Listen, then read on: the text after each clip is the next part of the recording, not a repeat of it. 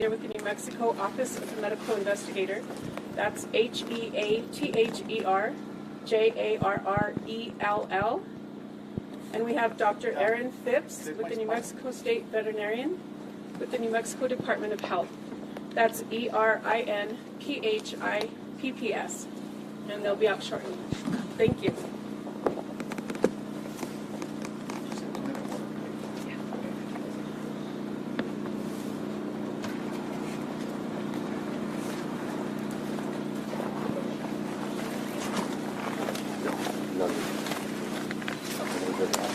After the press conference is over.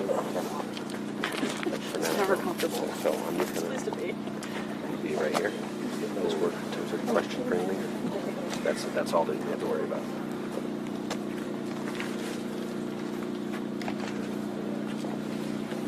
Yeah.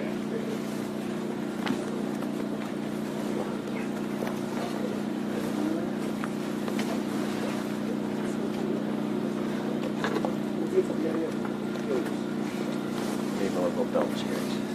Have you seen them? Mm-hmm. They're so cute. Did you only think about it when you did it? Yes. So I have a little REI camp chair I usually have with me. To this one. One is strapped to your belt. Yeah. Sit down and it pops out of the bag. That's awesome.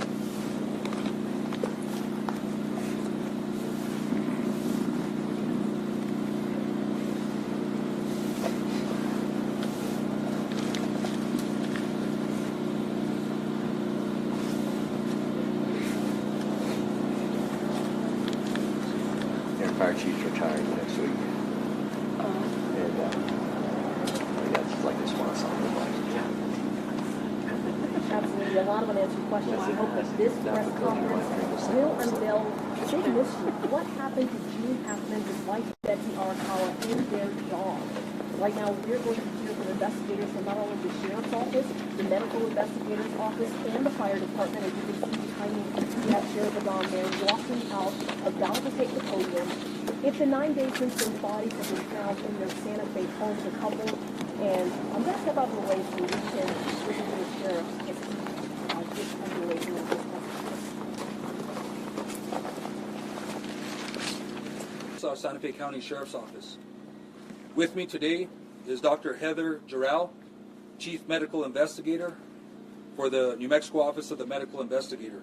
Dr. Aaron Phipps, New Mexico State Public Health Veterinarian, New Mexico Department of Health, and also Chief Brian Moya, Santa Fe City Fire Department. This investigation started on February 26th with the discovery of Mr. Hackman and Ms. Arakawa and their dog at the residence. I just want to do a short recap and then touch on some new information. As we know, both individuals tested negative for carbon monoxide. City Fire conducted tests and deemed scene safe for deputies to conduct their investigation. The preliminary pacemaker interrogation results were released last week, and I'll let Dr. Jarrell touch more specifically on those results. The gas company New Mexico, they also did an analysis of the residence, and they found one minor leak in a single burner on the kitchen stove, which was 0.33% of room air, which was pretty minute and insignificant. Since that time, Xena, the deceased dog, has been taken for necropsy at the Veterinary Diagnostic Services, and we'll be awaiting those results.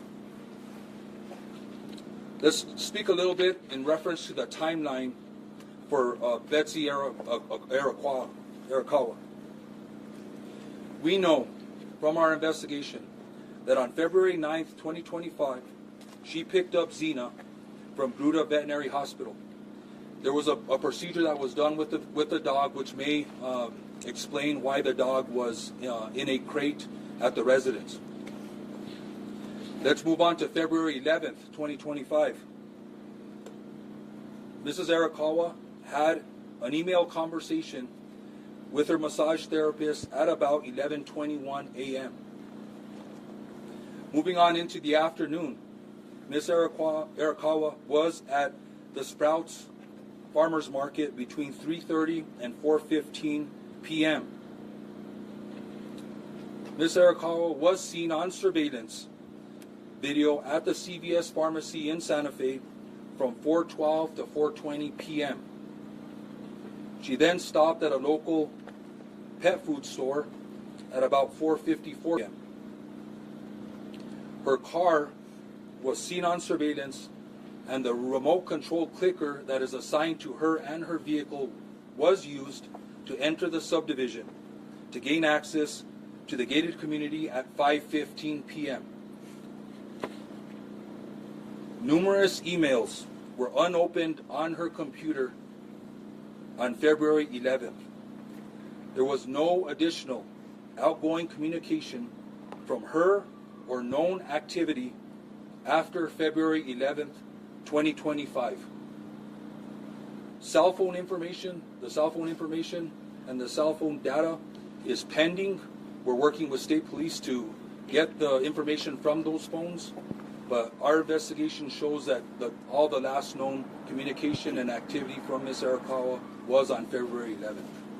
I'm going to go ahead and turn over the podium to Dr. Gerald. I would ask that everybody refrain from asking questions until everybody has provided their statements. Step up to the podium, and then we'll go ahead and field questions from the media.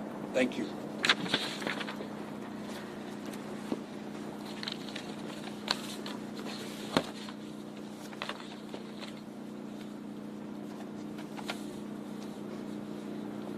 Good afternoon, and thank you for being here. I'm Dr. Heather Gerald, the Chief Medical Examiner for New Mexico at the Office of the Medical Investigator. I'd like to begin by stating that it is unprecedented for the Office of the Medical Investigator to make public statements about death investigations. However, the circumstances surrounding these two deaths require accurate dissemination of important information.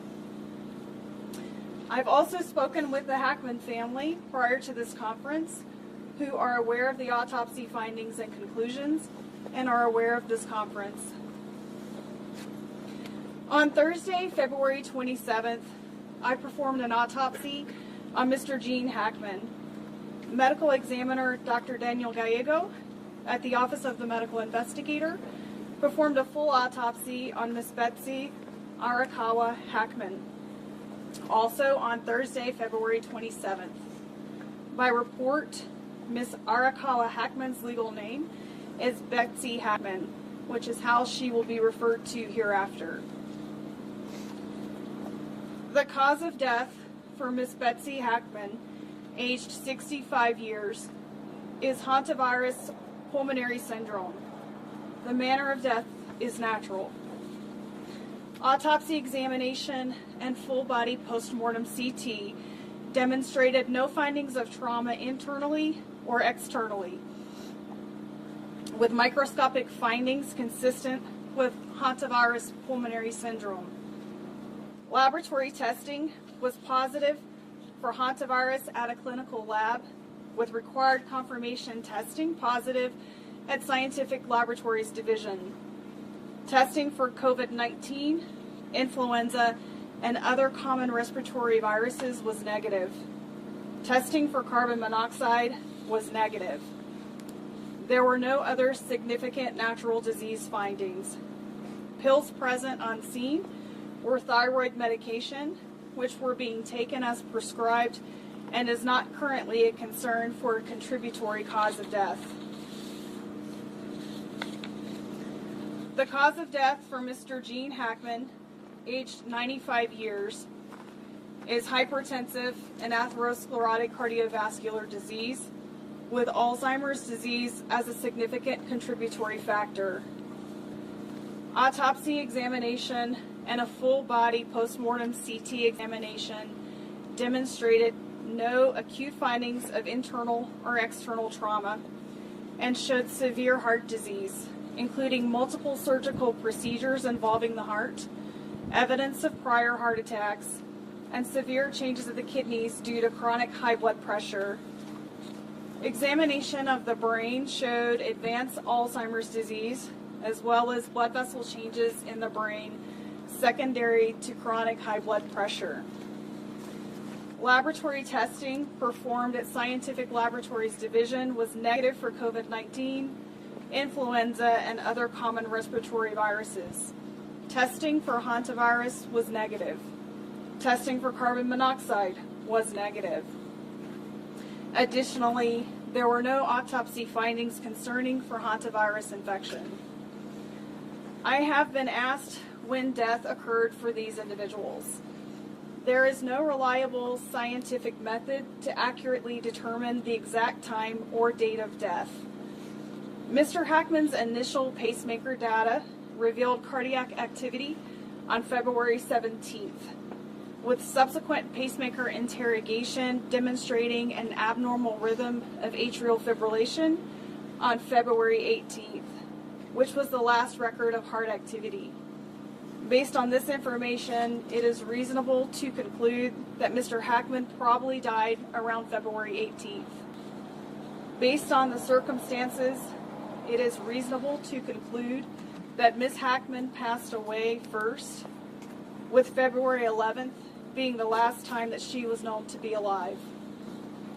Lastly, clinically, hantavirus infection is characterized by flu-like symptoms consisting of fever, muscle aches, cough, sometimes vomiting and diarrhea that can progress to shortness of breath and cardiac or heart failure and lung failure.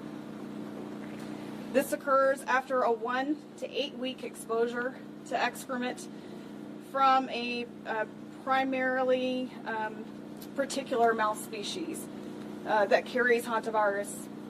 The mortality rate of the hantavirus strain in the Southwest is about 38 to 50%. The hantavirus strains in the United States are not transmissible from person to person. And so this is an appropriate time to segue to Dr. Aaron Phipps, the State Public Health Veterinarian with the New Mexico Department of Health. But before I do so, I'd like to kindly ask for everyone to please respect the privacy that Mr. Gene Hackman, Miss Betsy Hackman, and their family and friends deserve. Thank you.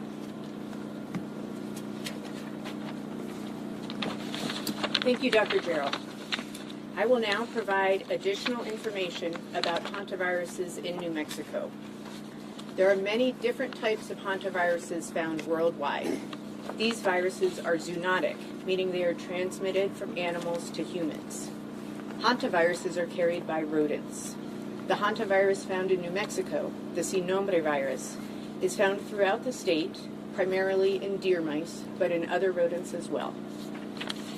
Hantavirus pulmonary syndrome is a rare disease caused by hantaviruses, but a small number of human infections are found every year in New Mexico. Over the past 5 years, New Mexico has confirmed between 1 and 7 hantavirus infections in humans each year. Through the end of 2024, we have identified 136 infections over the past 50 years in New Mexico residents. 5 of these in Santa Fe County. This is a serious disease. 42% of these infections here in New Mexico were fatal. Most transmission occurs around the patient's residence or workplace, and the New Mexico Department of Health typically conducts an environmental investigation at the residence of all hantavirus cases in our jurisdiction. This can help identify specific areas that may pose higher risk, providing insight into where transmission may have occurred and how to prevent future infections. On March 5th, the New Mexico Department of Health staff conducted a risk assessment of the property, including the main residence as well as other structures on the property. This was critically important to address concerns about health risks to first responders, as well as to inform any prevention measures needed to protect the family and other individuals entering the property in the future. We assessed the risk of exposure in the primary residence as low, similar to other well-maintained houses in New Mexico. We did identify signs of rodent entry in other structures on the property and provided information and resources about reducing the risk of hantavirus transmission related to those areas. Hantavirus can be transmitted to people through rodent urine, droppings, or saliva, so it is important to take special steps when cleaning up after rodents. Avoiding contact with or breathing in aerosolized rodent urine or feces, especially in a poorly ventilated area, is key. Detailed guidance can be found on the New Mexico Department of Health and the CDC websites, but I will provide a very brief summary now. It is important to use gloves and a well-fitting N95 mask when around or cleaning rodent-infested areas, and to open any windows or doors for at least 30 minutes beforehand to increase ventilation. Spray the area thoroughly with a 10% bleach solution or a commercial disinfectant. Let it sit for 5 minutes. Next, clean the area with paper towels, then throw them away in a covered garbage can that is regularly emptied. Before removing gloves, wash your gloved hands with soap and water or with a disinfectant, and then after removing gloves, wash your hands again with soap and water. It's important to never sweep up or vacuum mouse droppings, since this can spread particles up into the air. Since hantavirus is found throughout New Mexico, awareness of these risks and how to reduce them is important for all New Mexicans. The New Mexico Department of Health extends our deepest condolences to the families and friends during this difficult time. Thank you. Thank you. I think that'll conclude the statements for today. We will go ahead and take questions. I ask that there be one question per agency, and please state who you're directing the question to, as there's several individuals here at this conference. Sir. Sheriff, just to clarify the timeline here, does this mean Gene Hackman was likely home with his deceased wife for a week before he passed away himself? Yes, I would assume that is the case. Do you believe, given his Alzheimer's status, that Mr. Hackman was able to live on his own and survive for those 7 days? I think that's more a question, maybe for Dr. Durrell. Just to repeat so that everyone could hear, the question was, do we believe that Mr. Hackman was able to live on his own and survive? The answer to that question is that Mr. Hackman showed evidence of advanced Alzheimer's disease. I'm not aware of what his normal daily functioning capability was. He was in a very poor state of health. He had significant heart disease, and I think ultimately that is what resulted in his death. I was able to look at fluid to determine if he was dehydrated, and I did not see evidence of dehydration. I did see evidence of very poor kidney function, and I think he died as a result of his heart disease and with Alzheimer's being that contributing factor. What about starvation? The question was, what about starvation? So there was no food in his stomach, which means he had not eaten recently, but he had also no evidence of dehydration. So based on your understanding of the progression of the Alzheimer's, do you believe that he was possibly not aware that his wife had died or didn't know what to do in that situation? It's difficult to answer. The question was he aware that Ms. Hackman had died? And I think that question is difficult to answer, but I can tell you that he was in an advanced state of Alzheimer's, and it's quite possible that he was not aware that she was deceased. This is for the sheriff. Consider the circumstances under which Mr. Hackman was found in the mudroom with his walking cane and sunglasses by him. Do you think there is a possibility that he was trying to get help for his wife? That's hard to answer. Again, it's hard to get into the frame of mind of what was happening at the time.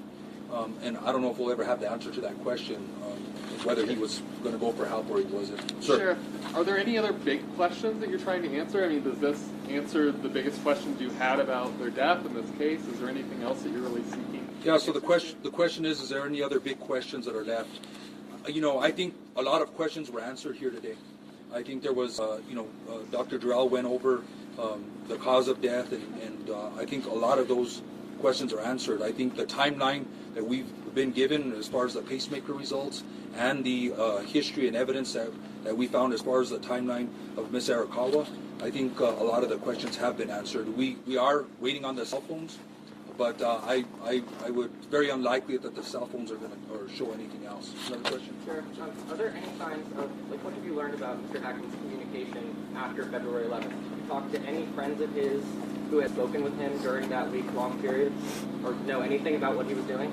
So the question is whether there was any communication from Mr. Hackman or activity, and no, at this point, no. I don't know if he used cell phones or technology or emails. There's no indication of that. So right now there is no activity from Mr. Hackman. Sheriff, do you know if his pacemaker was connected to some sort of monitoring service? Was anyone tipped off that something was wrong? The question was his pacemaker connected to a monitoring service? The answer to that is that his physician, one of his physicians, had contacted me and told me that they could see the data from the 17th, but that to really get the most information from that would come from the interrogation of the pacemaker. And that's as much as I can answer, not being a cardiologist. They didn't say whether or not they were monitoring, or was his pacemaker equipped to send back data in the exact time so that someone could say, hey, something's not right. I can't answer that question, I'm sorry. Question for you, Dr. Jarrell. Sir. Was there any footage that came from the body cam from the house? I'm sorry, what was it? Was there any footage or anything that you can see from, like, body cam footage from the house? Any Are you talking about the body cams that the investigator, the responding personnel were wearing? Video? Is there any video? No. There was no outside surveillance or interior surveillance that we are aware of in the residence. So there was nothing to show the activity inside or outside the residence, and not at this time, no. Dr. Jarrell, you mentioned that one of the symptoms of hantavirus is shortness of breath. We learned before that Betsy Hackman was laying on the floor when she was found. What kind of medical episode would she have had to cause her to fall and then not be able to ask for help? The question was regarding shortness of breath with hantavirus, and what kind of medical episode would we expect from somebody found on the floor. And I think to be able to answer that question fairly, it can go back to hantavirus infection, which initiates with what's called a prodromal phase. That's initially flu-like symptoms where a person has fever and muscle aches, that they don't feel well. After, of course, being exposed to rodent excrement. And that phase can last roughly 3 to 6 days. And then they can transition to that pulmonary phase where they have fluid in their lungs and around their lungs. And at that point, a person can die very quickly, within 24 to 48 hours, roughly speaking, without medical treatment. It's not uncommon to find someone down on the floor as part of a terminal collapse, so to speak, and that may very well have been what happened to Ms. Hackman. You're estimating her time of death on the 11th, or is it possible that she collapsed and was alive for a couple of days? It's hard to say. I don't think she was on the floor alive for a couple of days. I think that she went through that time period, and I don't know when she began to feel ill. And those are just things that I don't know that I'm ever going to have the answers to.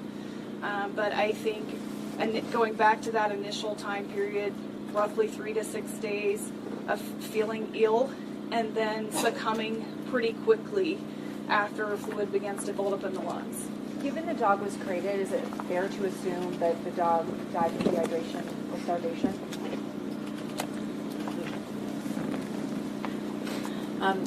I don't think we know the answer to that. However, given the timelines presented, it is a possibility.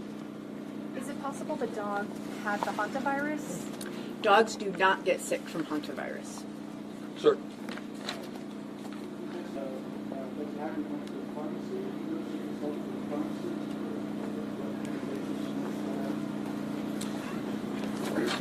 The question was if we knew on Betsy's visit to the pharmacy if there was some medication or if she consulted with a pharmacist. We don't have that information, and I'm not sure that we can get that information due to HIPAA laws, but we don't have that information right now. Sheriff? Sir?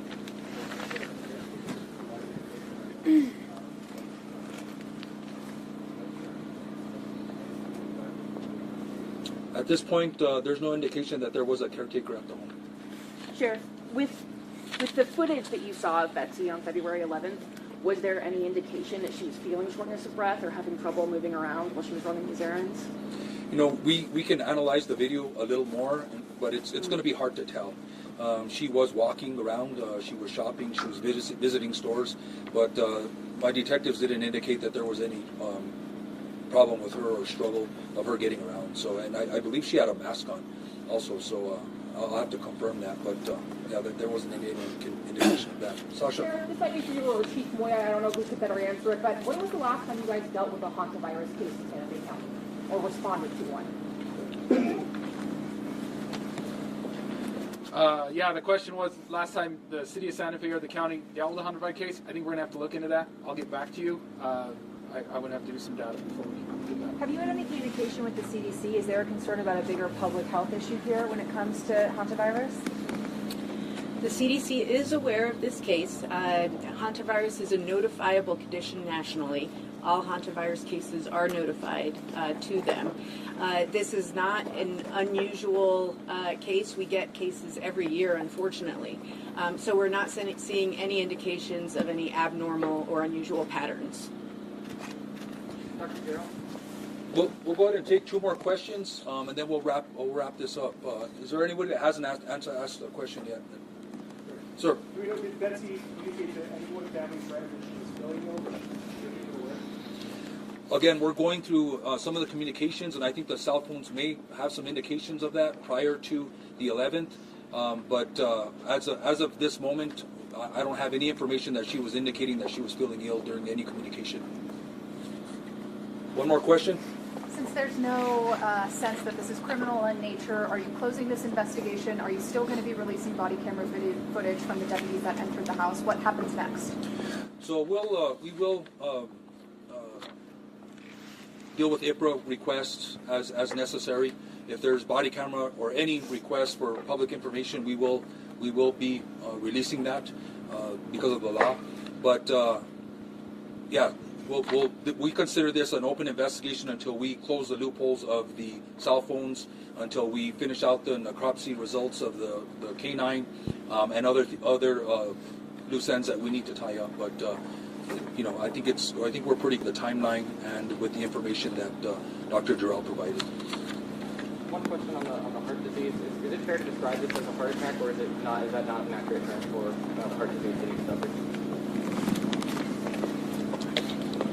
The question was, is it fair to conclude that Mr. Hackman died from a heart attack? And the answer to that is that it's a little bit difficult to say. I saw no microscopic evidence of a recent heart attack. However, those changes can also take some time to develop, several hours to develop so that I can see it under the microscope.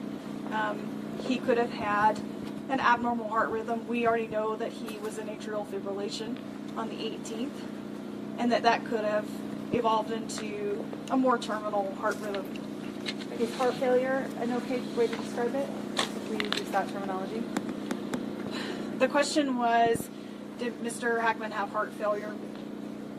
Oftentimes we see fluid around the lungs and heart failure and congestion of the liver. I did not see that in his case.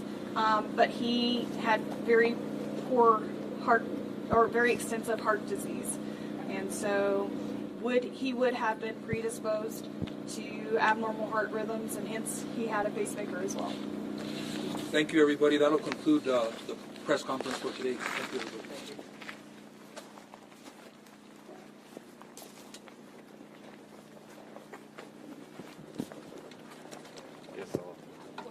I do hear you, yeah. Hey, Gabby, it's Andy. I think we might do this right now.